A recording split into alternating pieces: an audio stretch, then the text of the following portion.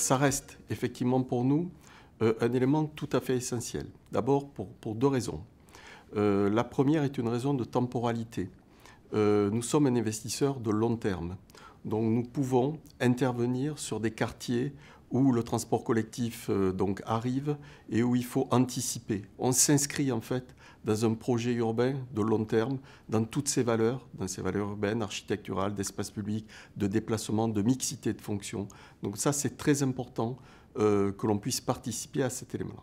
Et vous parlez des key workers, et ça, les travailleurs clés, ça reste quand même la clientèle que l'on vise donc, à part le biais du logement intermédiaire. Et effectivement, cette année,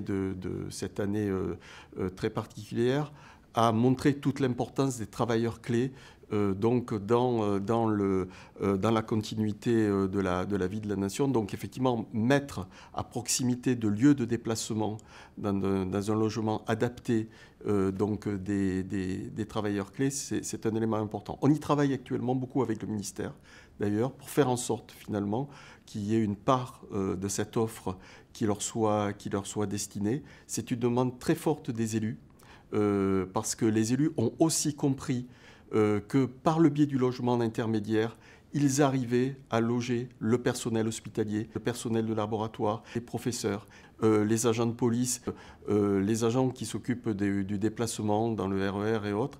Donc tous ces key workers, effectivement, constituent, c'est pas la seule, mais constituent une cible privilégiée. On peut dire que le logement intermédiaire sert aussi à offrir du